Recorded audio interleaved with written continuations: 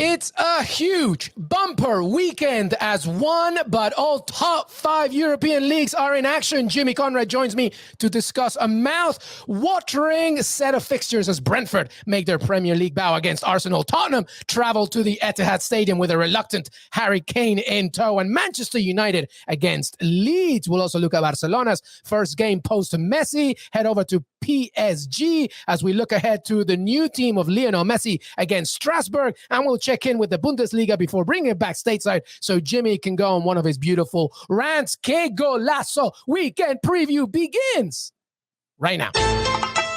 Ooh, weekend preview. It's the weekend preview. Jimmy Conrad with the biggest drama I've ever seen. Jimmy! Drum at my house, and my neighbors and my family hate me, but I'm having a great time. And isn't that what matters, everyone? Of course it does. Let's go. Let's go, Jimmy Conrad. I have missed you like peanut butter has missed jelly. Like Ross and Rachel were on a break. I have missed you, Jimmy Conrad. I have missed you, LME. It's great to do this again. Another season is upon us, and I cannot wait to get after it. I feel like a lot of these leagues are going to be super competitive this particular season, minus PSG and Bayern Munich. And we will get into it, of course. As I mentioned in the intro, everybody, Jimmy Conrad here for the first weekend preview, meaning that we'll break down everything that's going ahead from Friday onwards, your betting tips, analysis, and so much more. And Jimmy Conrad dressed in sync with me, the beautiful turquoise. I have the training Aston Villa kit, and I know Jimmy's beginning trolling again, Jimmy. You're trolling already, Jimmy Conrad. Listen, I'm wearing a throwback Barcelona kit, their third kit or their retro kit from last season, if I'm not mistaken. And honestly, I'm just trying to get all of the mileage out of this Barcelona jersey that I can, because who's going to wear a Barcelona jersey moving forward? Messi isn't there anymore, Luis. He's not there anymore. It's Barcelona Messi-less. It's weird. It's weird. I'm reading that. You know, usually Barcelona in August is very quiet. Now it's like the desert. It's like nothing. It's like nothing. I'm like tumbleweeds are going through this team. Yeah. But regardless of that, everybody, La Liga does have a lot to offer. But we also, of course, as I mentioned at the top of the show, Jimmy Conrad is here for the weekend preview. We obviously will begin with the Premier League. We'll take a little break. We'll also talk about La Liga, of course, PSG, Strasbourg, and Bundesliga, and a little bit more of action. All about the weekend, all about the betting tips. By the way, thank you for your support. This is season 2 of Qué Golazo. Can't do it without Jimmy. Can't do it without the team. Please keep supporting us. Feed us on Apple Podcasts, Spotify, Stitcher, YouTube if you're watching. Qué Golazo Pod Twitter. Jimmy Conrad on Twitter. What else do you want to plug, Jimmy? We love you. We love you. We love you. Because you're one of us. You're one of us. You're one of us. You're one of us. One of us. Hey, listen, I know that you're really happy because Americans had a blast this summer. Nations League, Gold Cup. Feeling good, huh? I wasn't going to bring it up, but yes, I'm flexing over here. Let's go USA all day. The men's side, unfortunately, the women fell just a little bit short in the Olympics.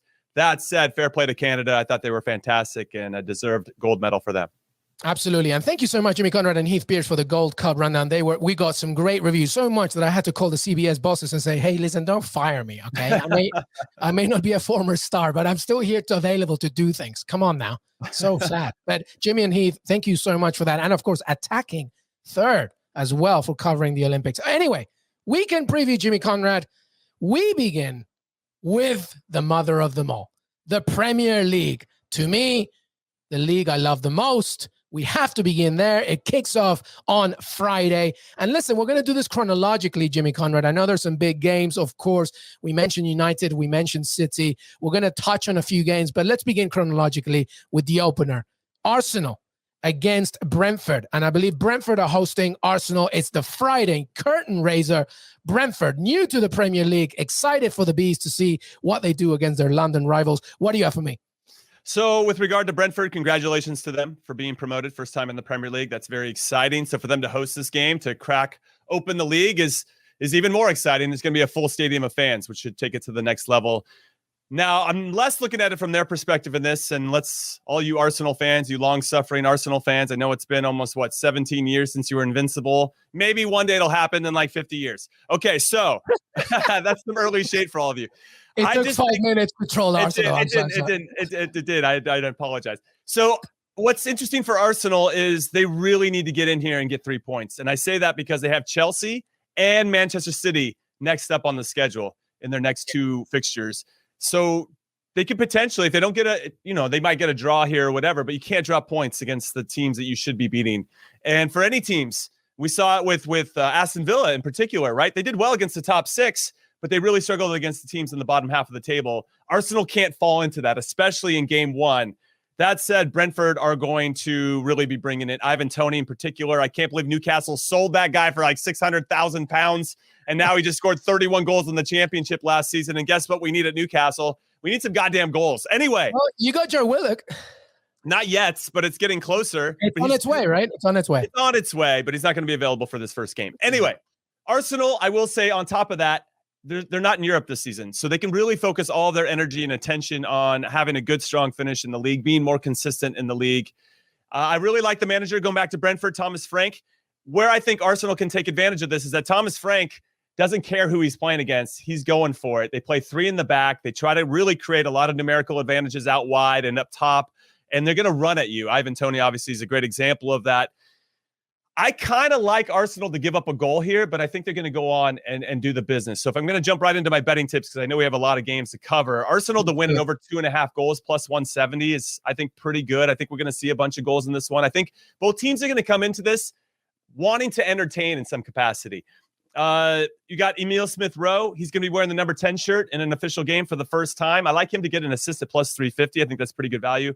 Granted, Xhaka to get a yellow plus 220. I always got to throw that out there. Always good money, Jimmy. Always. Arsenal to win in both teams to score is actually maybe better, plus 270, but Arsenal to win over 2.5, plus 170 in case maybe they do get a clean sheet. I don't see it happening. I think this Arsenal team is still trying to sort themselves out. I do like Ben White a lot, and I think he can take advantage of Brentford. Because Brentford plays a back 3, there's going to be pockets of space behind the wingbacks, and that's where I think that Arsenal can take big advantage. So I'm curious to see if Aubameyang starts, or if Saka is going to get the start, or who are going to be the wingers for Arsenal.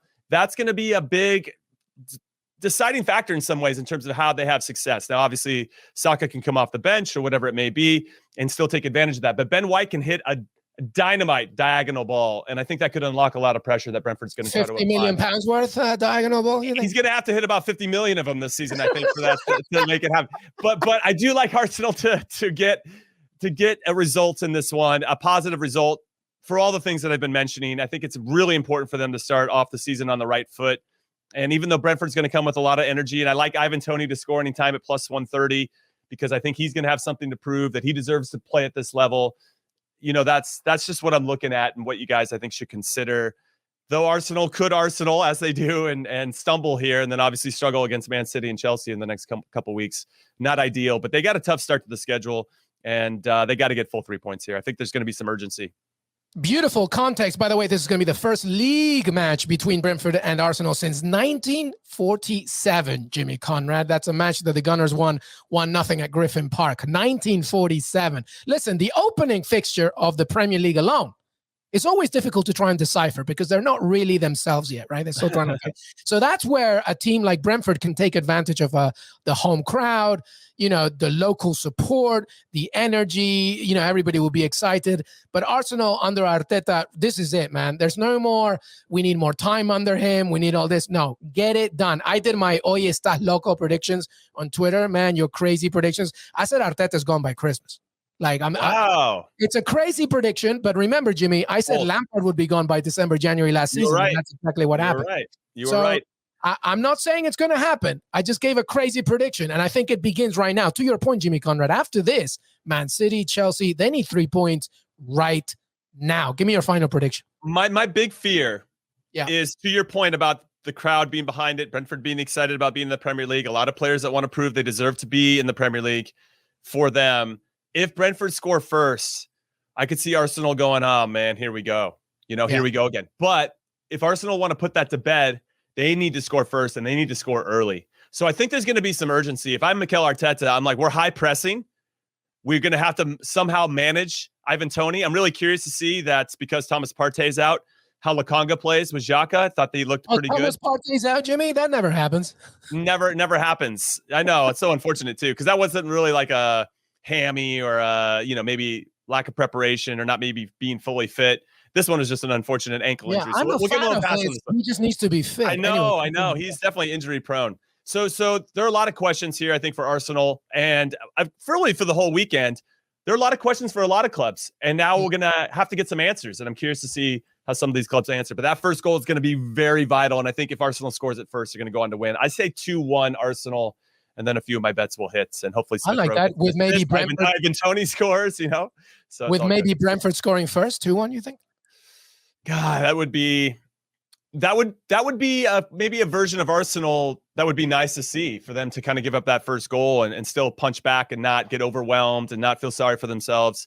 I'm kind of curious to see what kind of identity is being forged with Mikel Arteta after finally having a proper offseason, right, to build up that type of character in your team. Yeah, the midfield scares me. I'm going to go with a draw here. I'm going to be boring. Let's go with a win or draw. Let's see. All right, let's move on here. Manchester United against Chelsea. Ole Gunnar Solskjaer did some business. Jadon Sancho, Rafael Varane. This is a side I feel that's slowly but surely getting ready to contest against City, Chelsea, Liverpool, etc. There's a lot of optimism. Granted, apprehensive, but still optimism. And now they face Leeds, who they just announced, Marcelo Bielsa, 2 days before facing Manchester United, as we tape, signed his new contract.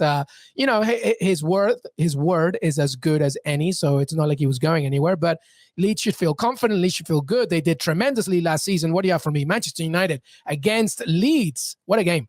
This is a great game. And if you guys remember last season when they played at Old Trafford, Scott McTominay, who turned into Scott Iniesta for the first 3 minutes of the game, he scored 2 goals in the first 3 minutes, and it was done and dusted. And I actually think I remember us laughing about it after the fact. Ole Gunnar outmanaged Marcelo Bielsa, and he did. His tactics were better. The guys were in better starting spots. They put Leeds under a lot of pressure. They had a couple turnovers. Bang, bang, bang. It's 2-0 after 5 minutes. Game's over. Ultimately, Man United not only sat back, they scored 6 in total. So a pretty impressive performance, all things considered. And we know this from Manchester United. When everything's firing for them, they can be one of the best teams in the world. And we saw, I thought, glimpses of that, which really gave them the belief, I think, to go on and have a successful season. That said, Manchester United, what really did them in, I think, they finished second, 13 points behind Man City last season. They struggled at the start. They just couldn't get it going. And so I think that if they really want to be considered title contenders, they have to win now. They're good away from home, but they have to get those points. They have to get them at home against teams they should beat. And my big concern, though, right now is that Jadon Sancho probably won't start. I think he'll come off the bench. Varane won't play at all. Marcus Rashford's hurt. Telles is hurt. Dean Henderson, who's going to start in goal? They've got some issues, and they're not as strong as they could be. Eric Bailly, Amad Diallo are coming back from the Olympics, so they probably won't be considered. How's Martial? Martial, he came back from injury in the final preseason game here, but I don't know. I think he might be required, right from the start, because I don't know if Cavani's going to play. He looks like Cavani's doubtful. So they have some question marks. That said, I think there is some urgency, and there's going to have to be from United here. I mean, they're still going to start. You got Lindelof and Maguire and Shaw, Wan-Bissaka. You're going to have De Gea in goal. So you've got a really steady, consistent back five. But as we've seen in the press at least, Ole Gunnar and in the preseason games, he wants to switch to a 4-3-3. And he wants to get away from that double pivot. He wants to have just one holding midfielder. And it looks like Nemanja Matic might be the guy, because Fred is coming back from the Copa America. And they've got some issues here. So it's looking like Pogba, Matic, and Bruno Fernandes. And then maybe Daniel James. Martial probably will have to start, even though he's probably not 100%. And they got Mason Greenwood. So it's a bit of a mixed bag. This game's a little wide open for me. And I do think there's going to be goals scored in this, because the Red Devils haven't looked to secure the defensive side of the ball too much. I know they made some signings, but they ended the previous Premier League campaign without a clean sheet in 8 of their final 9 matches. And in the preseason, their only clean sheet came the last time they played against Everton. That was missing Richarlison and Dominic Calvert-Lewin. So and we know Leeds can score. So I like United to win and both teams to score plus 200. I'm looking at that. Bruno Fernandes to score first, plus 300, which I think he might be. And if you want him to score anytime, plus 105.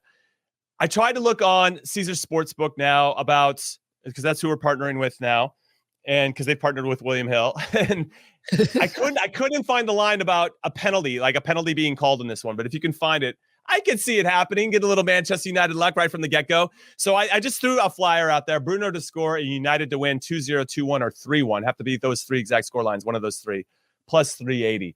So I do think that Bruno is going to have some influence here. I do think he's going to do something. And obviously, if they get a penalty in their favor, he'll probably score it. That's what I'm looking at. There's no one else, Jimmy. There's no one else. That's true. That's true. There's no one else. Very good stuff. I like the Manchester United to win, both teams to score. By the way, talking about the defensive issues of Manchester United, Jimmy, they conceded 28 goals at home in the Premier League last season. That's the most since 62-63 season. And Leeds like to score. Leeds like to score. I like the Manchester United win, both teams to score. Let's give Bruno Fernandes a penalty or a free kick in there. You never know, right? Yeah. That could be a good one.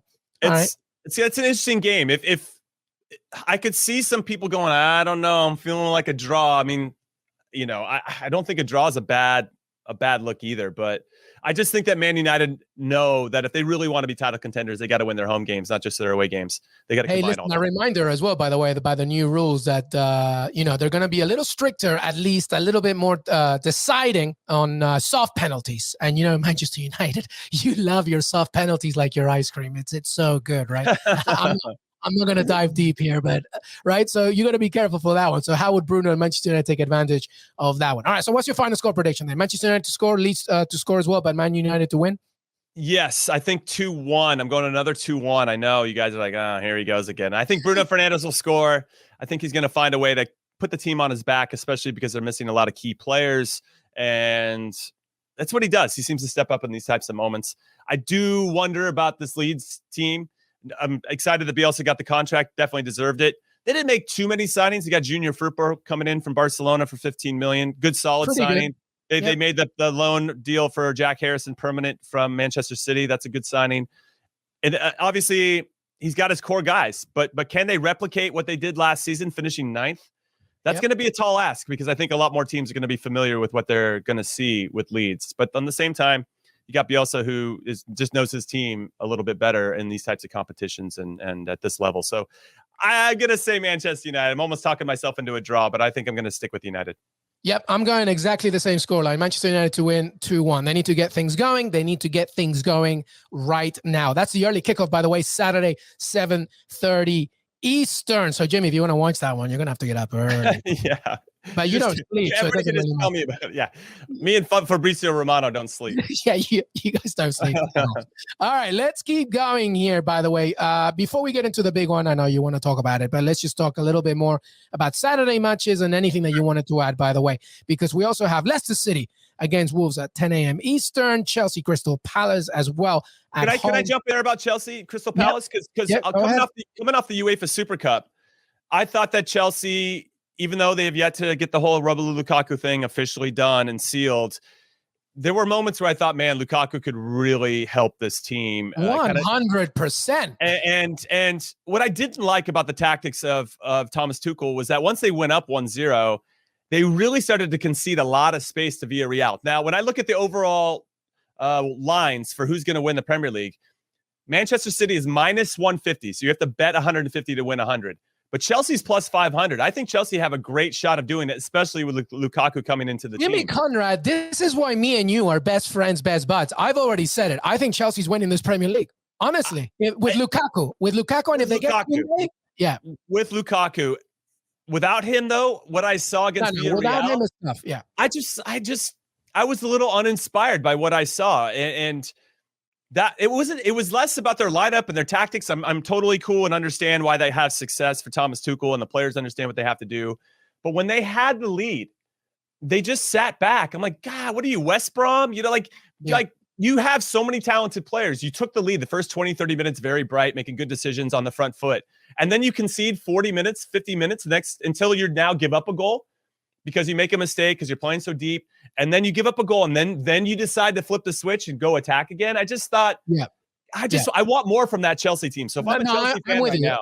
And that's where Romelu Lukaku comes in, because I think that he not only strengthens that squad, he now offers Thomas Tuchel a variety of formations. And now you can play around. Lukaku is your complete number 9. And to your point, it's not just about the method, which is what Tuchel likes. He likes to be methodical about his wins, right? But they take time, which is why it went all the way to the penalty shootout. With Lukaku, you're not only now winning 1-0, now you can win 3-0, 4-1.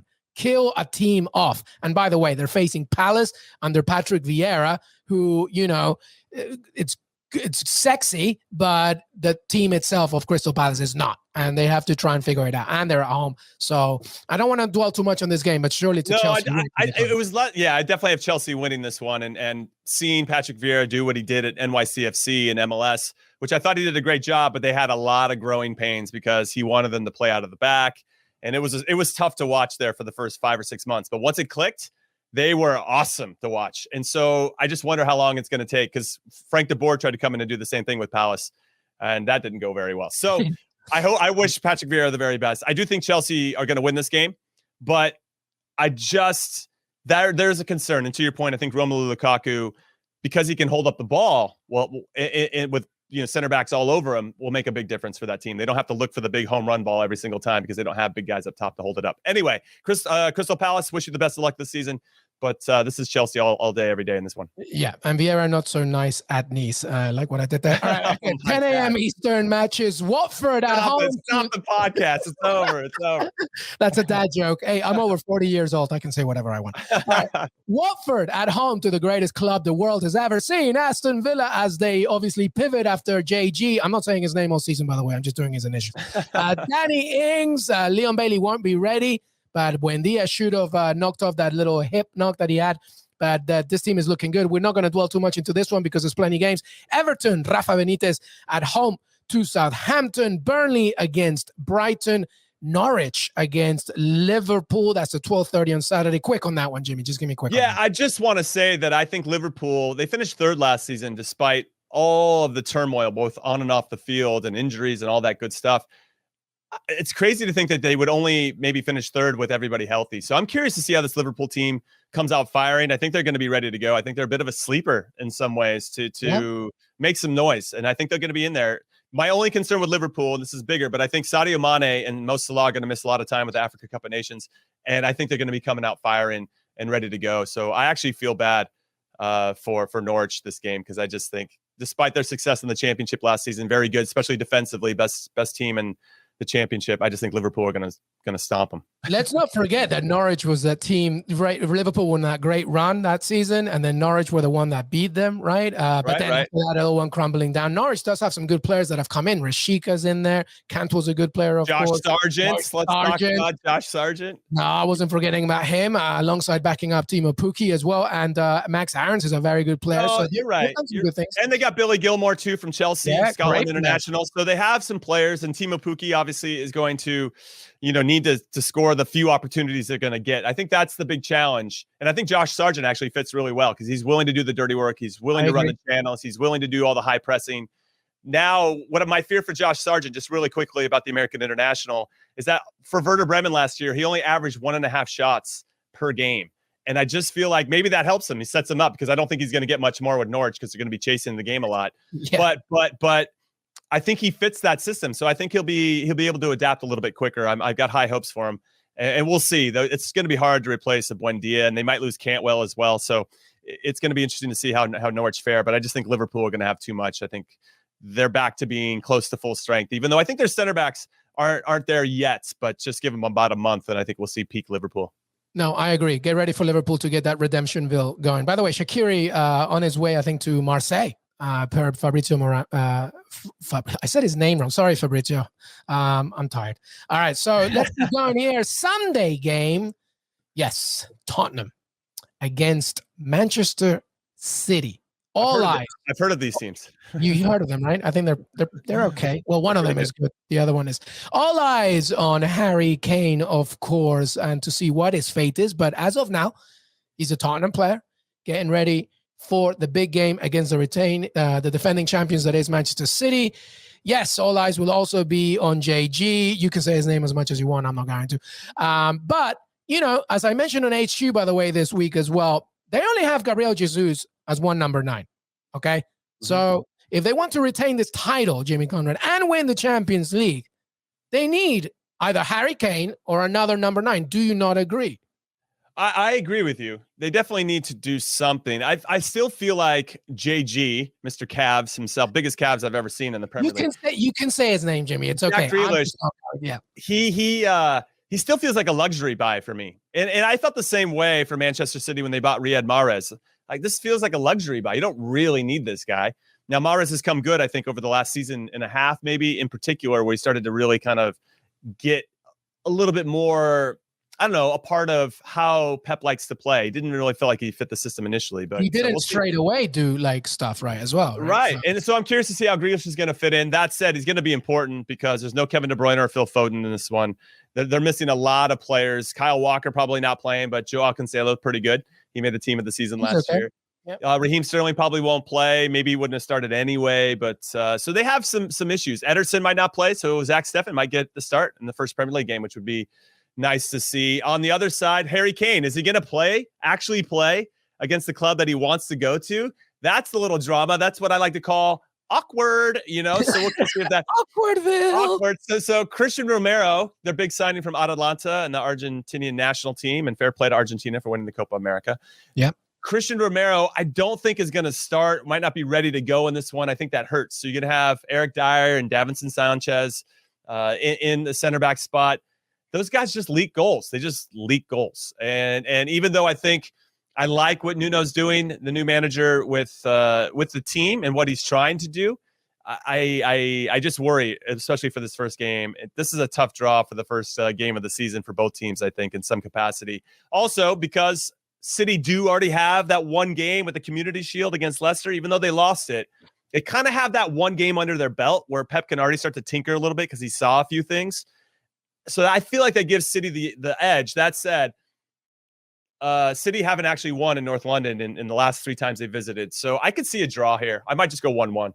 Yeah, well, listen, Tottenham have faced Man City in their opening top flight match of the season on 3 previous occasions. And guess what? They've lost none of them. None of them. Okay, fair enough. It was 1990-91. That was a 3-1 win. 95-96 when it was a 1-1 draw. And then 2010-2011, which was also a draw. I like the draw in this one. The draw's plus 310. And if you want to do the draw with both teams to score, because we all know it's not going to be 0-0, it's plus 450. So the draw and both teams to score plus 450 is pretty tasty. That said, if I had to pick a one winner and just said the draw was out, I would lean to Man City, but the bookies think that City are the heavy favorites, minus 170. If you think Spurs can pull it out, I mean, they are. Let me see. Let me go back to. And JG they are plus 4, Tottenham are plus 460 at home to win straight up. That's enough to be like, I'll put $10 on that. I'll put $10 on that. Yeah, I've seen crazier things happen. You know what? I don't think it's going to happen, but it might be worth putting $10 because if it does, I'm going to be buying myself and my wife some dinner. Let's go. Exactly. Hey, by the way, one of my favorite videos of the summer was when the team returned to training, Tottenham, and Heung-min Son went through the doors. And it was kind of like that. If you're watching this on YouTube, he kind of opened the doors. He was just like, like he wanted to be there, but not really. Like it's like summer is over. By the way, him scoring maybe and Tottenham getting a draw, or you never know. You never know. I wish they had those lines. They never give lines for draws on a player. Listen, score. It's early enough in the season to be okay with that gamble of Tottenham winning. I do like Heung-min Son to score anytime plus 200 is pretty good value. I mean, it's definitely worth looking at. 100%. Hello. All right. So what's your final score prediction?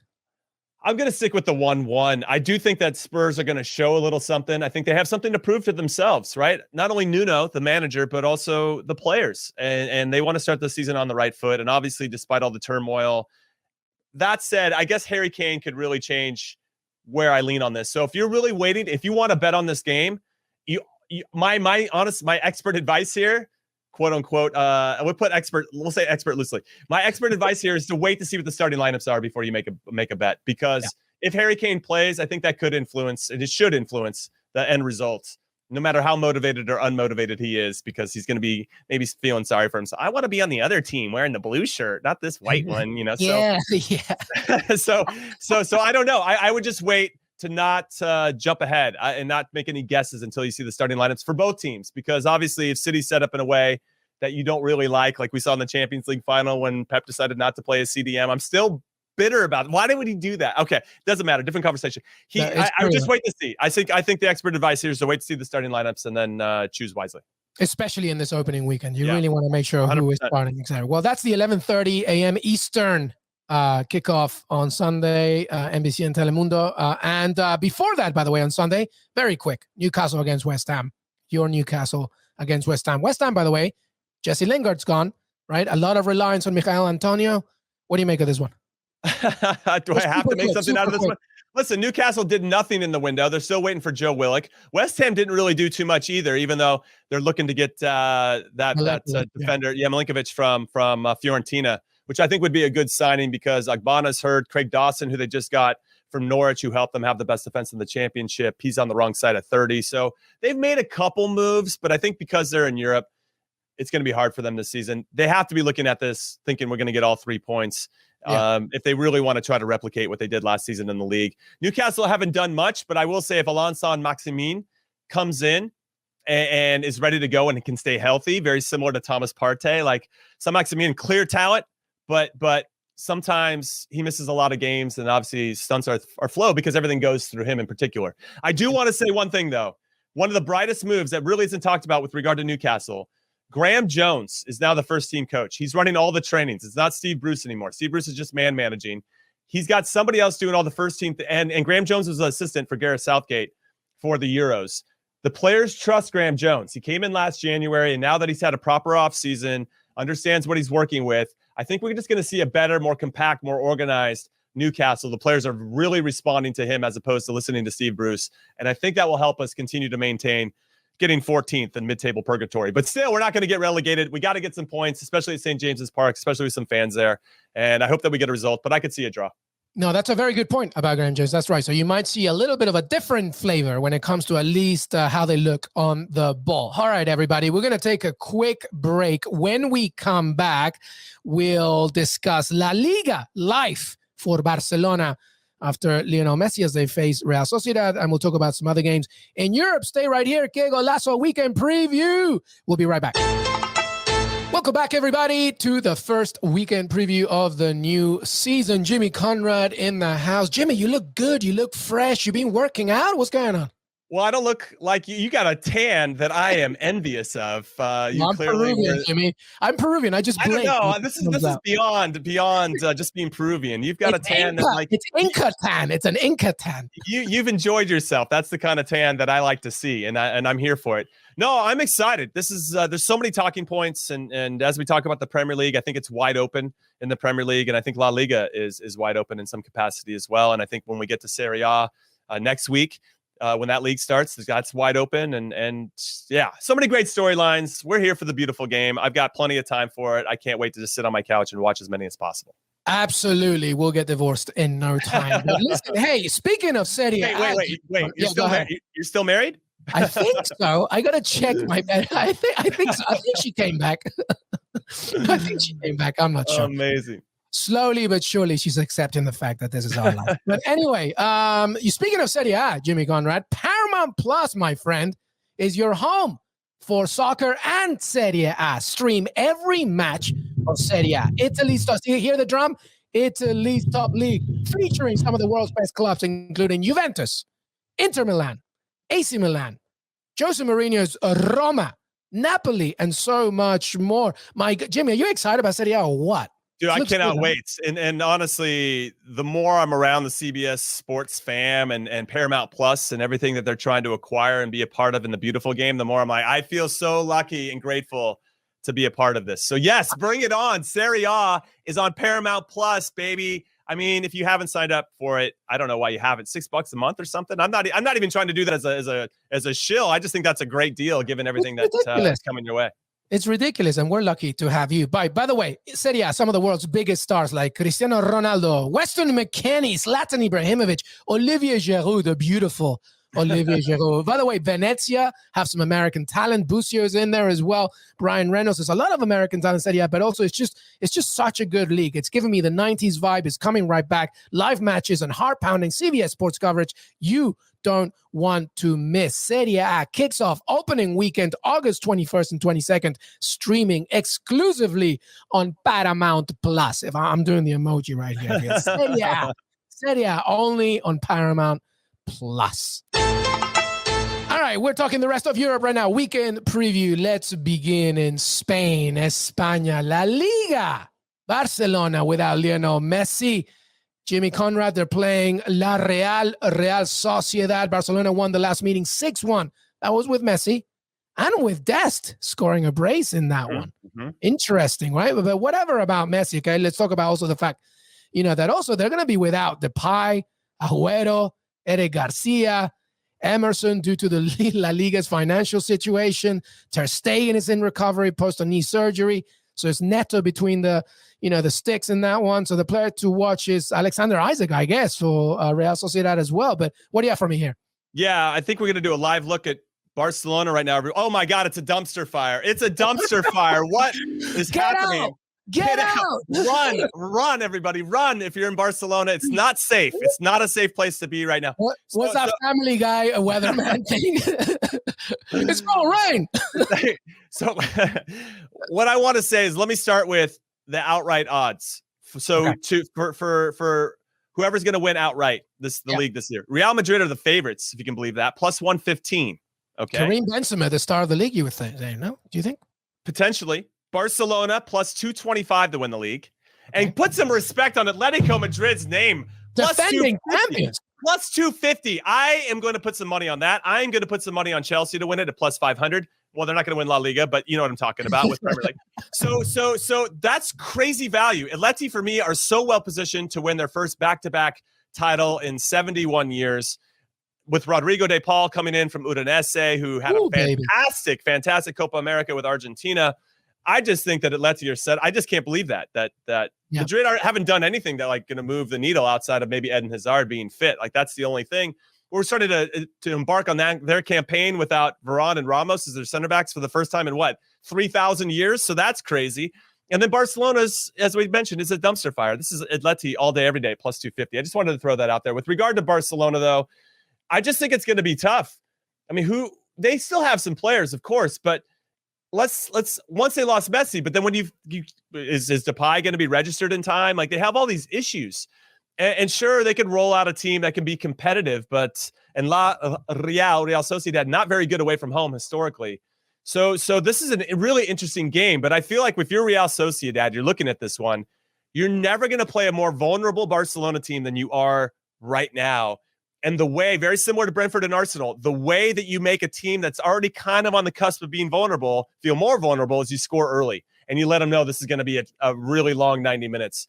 I'm curious to see how Real Sociedad set up, because if Messi was playing for Barcelona, I'm pretty sure they'd set up and be defensive, and they're going to absorb and try to hit on the counterattack with Alexander Isak and all these guys. But I think they have to go for it. I think they have to play on the front foot a little bit and take it to Barcelona. Don't let them establish that rhythm and flow that they're known for. Don't let them get any confidence. I want to lean towards a draw here. I'm going to be honest, just because there's so much uncertainty. They don't even know who they are yet. There's so much turmoil. Where are you on this, Luis? Well, you make every good point. I just have two. One, I think 30,000 fans are going to be allowed at the stadium. I think they're going to boo. That's what they're going to do. Well, that's my point. That's my point. They need every single fan to be behind them, because if it's a negative crowd, that makes it even harder, right? Mm-hmm. And the other point is Pedri. Apparently, he's going to play, which is unbelievable. He went to Euros, he went to Japan, and now they're going to give him a 5-hour break, and now he's going to play, apparently? That's how badly they need players. A draw. I mean, let's hope for Barcelona's sake that it's a draw, right? I mean, it's going to be a difficult one. Real Sociedad, to your point, are smelling blood, I think, in this one. And they're going, let's go. Let's do something. I don't know whether they're ready for it or not, though. That's my point. That's the biggest question mark. And what are those 30,000 fans going to do? My sense is that they're going to be pretty upset. However, to the same kind of logic that I'm using for Real Sociedad, if Barcelona can score early and get those fans back on their side, then I think that will be really important. So we talked about it with Brentford Arsenal. That first goal, and the first goal is pretty vital for a lot of games. I don't want to it's a pretty blanket statement, but I just think sometimes it's more vital than others. And I'll say that this one is going to be, if Barcelona give up an early goal, that those fans are going to double down on the booing.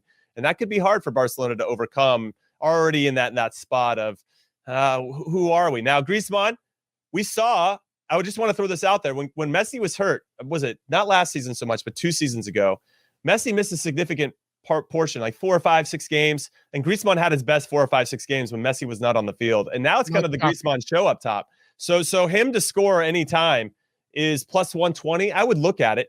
And then plus 400 for him to score first. So that's one. Alexander Isak to score first, or anytime plus 130. I think those two are going to get looks. Are they going to finish those chances? That's yet to be determined, but they're going to get some looks for sure. Is Anthony Fati ready? He's back in training. I don't know. How about Braithwaite? Everybody loves. I can't believe Braithwaite wears the number 9 for Barcelona. I still can't get over that. But I thought he was solid for Denmark in the Euros, and I think a lot of the players that had a good summer will probably parlay that confidence into playing well. But there's such a lot of question marks. The draw, everybody, is plus 300. So if you're going to put a flyer out, if you want to maybe put it in a parlay to spice up your parlay a little bit, I think the draw at plus 300 is pretty good value and something to consider. Something to consider. Yeah, well, let's try and focus on that one. That's a very good point there. Listen, we're going to wrap La Liga up because we got still a lot to do here. Let's go to just very quickly on PSG Strasbourg. PSG have been in the news recently, right? Listen, there's been talk about Kylian Mbappe wanting out, but then, he posted on social, obviously hugging Messi, etc. I think he's fine there, I think. I think it's a little bit too much drama, but is there any reason to bet on an upset here? PSG against Strasbourg, because Messi's not playing in this one. You'll get your support. It'll be amazing. He'll be shown on the pitch, etc. But Strasbourg might want to be the party poopers, no? Nah. No, they probably want to be the party poopers, but I don't know if that's going to happen. When I look at what Mauricio Pochettino has at his disposal now, they don't really have any significant injuries. It's just more about whether Messi's fit, if the guys are coming out of that break fit. Now, they won their game last week, so they have a little bit of that going for them. My sense is this. PSG are so stacked, and I think we should put a new rule in place for Liga. If they lose a game, it shouldn't just be 0 points. It should be negative points. They should not lose a game. It should be -1, just so it makes it competitive. They should do a lap around Paris as well. They have to get minus points if they lose games. I mean, it's unreal. This is a cheat code. This whole team is a cheat code. I'm with you, man. And if they're not invincible this season, if they drop any points, or not points, but if they lose any games, I think that's a failure in some capacity. And listen, I said if they don't win everything at the end of this season, they should retire from the game. Just go play. I agree with you 100%. The Champions League, I could see being a little bit different because you could run into a very well-organized Chelsea or a Bayern Munich with Robert Lewandowski playing out of his mind, or, you could run into that and in a one-off if it's the final. Okay, that happens. Over 2 legs, they shouldn't lose to any team over 2 legs, given how stacked they are, given the experience they have. But still, yes, they should not lose a game here. I feel bad for Strasbourg. I think there's going to be a lot of buzz around it. My only concern about the Kylian Mbappe story is that he kind of did something similar ahead of the Euros when he had a little bit of a beef with Olivier Giroud. And during the Euros, he didn't look like he was having fun. And I think when we see Kylian Mbappe playing at his best is when he's got a big smile on his face. He knows that he's unstoppable. He knows that nobody can defend him. And he just goes out and plays a little bit free. For now, when I look at him, it looks like he's got the weight of the world on his shoulders. And right now, it probably doesn't matter for PSG because they're like, well, we don't need Mbappe today. If he's not playing well, we got 18 other guys that all score buttloads of goals. But that is my concern. And now there's rumors, of course, that Florentino Perez and Real Madrid are just waiting. Like, we'll take him off your hands now if you want. So, yeah. And I think PSG should look at it because he'll be free next season. And at the end of the season. So here's what I think. I think it's a solid argument, but I think that Mbappe is going to just be patient, see how the chemistry goes with Messi. He knows that he can go, because he wants January, he can go in January, yeah. He wants that Champions League title too. Like, if things are not going well and he's not happy chemistry wise, January comes around and then he looks at what he has, etc. He has plenty of time on his hands. All right, let's move to the Bundesliga, Jimmy Conrad. Obviously, there's a lot to talk about, but I just want to focus very quickly on one thing, and that's Jesse Marsch and RB Leipzig as they travel to Mainz, just because he's beginning a new chapter here. It's massive. It's massive to take over a team like RB Leipzig and, the coveted league that is the Bundesliga. What do you make of it? Yeah, so with RB Leipzig, just really quick, this is a big deal. He was the assistant coach there before he took over RB Salzburg about 3 seasons ago. So he does have some familiarity, and obviously he's been in the RB system for quite some time. So everybody knows who he is and knows what he's about. Now he's still got to build that rapport and trust with this current group of players. My big concern for RB Leipzig is the fact that they lost their 2 starting center backs. Konate went to Liverpool and Upamecano went to Bayern Munich. Of course, because that's what Bayern Munich does. They steal all the best players from their competing teams. Now, in their 5 seasons in the Bundesliga, RB Leipzig have only failed to be in the top 3 once. And that's pretty impressive. They had the best defensive record in the league last year. So can they keep that up? They made 2 signings. Josko Gvardiol. They call him Little Pep because his name is very similar to Guardiola. Mm-hmm. And he is Croatian international, but he's 20. He's very, very young. And he played all 4 games for Croatia, and he was solid. And he can play out of the back. He's very good. And they also got Mohamed Simicon from Liga, and he's 19. And so it looks like those 2 guys might be starting for them, and that's a bit of an issue, I think. Gulaci in goal, very solid, more clean sheets in the Bundesliga than anybody else. So there is a lot to work with, and we'll see if Dominik Szoboszlai is healthy. Once again, didn't play much for RB Leipzig at all, but he did play for Jesse at RB Salzburg. I like this team a lot. I'm very curious to see how he does. I want him to have tremendous success and at least push Bayern to win the league. And they're playing against Mainz, what's crazy about Mainz, really quick, they're away to Mainz. Mainz got 7 points, Luis, in the first half of the season. I mean, they were dead. They were on the bottom of the table. And then the second half of the season, 32 points, and they were playing some free-flowing attacking football, and I was here for it. I have plenty of time for Mainz when they play like that. So I think they could parlay that momentum, especially with the proper summer, to be difficult for this first one. This is a tough test, and I'm curious to see how RB Leipzig does. But, of course, since I'm a big Jesse Marsch fan and as an American, I think he's going to win every single game and not allow Bayern Munich to win the title for the 10th straight year. But we'll see. We'll see. I might be a little biased, but we'll see. Well, maybe the confidence of the summer will push it into Jesse Marsch. Listen, I'm not American, but I can tell you one thing. Jesse Marsch, I'm such a big fan of that man. He's a great human being, a great manager, and he's done just, we talk about Pulisic and McKennie, Reina, Jesse Marsch, what he's doing for American talent overall, generally speaking, is fantastic. So I do wish him all the best. By the way, Mönchengladbach as well against Bayern Munich. Yeah, good one. That's on Friday, by the way, and that's ahead of the Super Cup, the DFL Super Cup against Dortmund. And Dortmund with Erling Haaland, who's staying as we speak, hosting Eintracht Frankfurt, and that's on Saturday. That's 12:30 Eastern kickoff. All right, listen, that's it. That's our weekend preview. But I do want to get a final thoughts from Jimmy Conrad, and we're going to bring it stateside because I know where he's going here. But Jimmy, talk to me. What are your final thoughts before we say goodbye? Thank you for this platform. My final thought, and I want you to get your final thought on my final thought, and it's like final thought. So I got into it with some Sporting Kansas City fans. Now I played for Sporting Kansas City. Yeah, your former team. For 8 years, right? My name's in the wall. It's unbelievable. I'm in their Hall of Fame. You go to the stadium, you see my name. Unbelievable. That's my flex of the day. But what I want to say is, they just got their asses kicked by Lyon in Liga MX. Leon. Not Lyon. Leon. Listen. No, you did it right. I'm just confirming with you. Soy gringo. but they got crushed at 6-1. And they rolled out a U23 team because Peter Vermes, the coach of the team's like, hey, listen, we have 7 games in 22 days. And, we have to be thoughtful about that. And then I think I just was pissed. I was embarrassed, frankly, that we rolled out a team that wasn't our best team, that we got stomped by a Mexican team once again, which seems to happen all the time, whether it's the League Cup or this new Leagues Cup or the CONCACAF Champions League or whatever.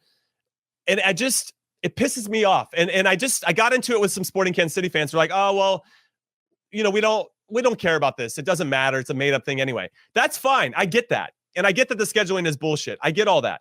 But what I don't understand is you're still representing your club. And it still is a reflection on the club overall. Yeah, I don't care about what it looks like to MLS. I'm talking about Sporting Kansas City. And the fact that we didn't take it serious and other clubs are, the Seattle Sounders beat Tigres 3-0. I just don't get it. And the fact that the fans are like, I can't get engaged. You can't get engaged. If I was a player on the team, these are the games that I would want to play in. These are the games that have the most juice. You see all these MLS teams all the time.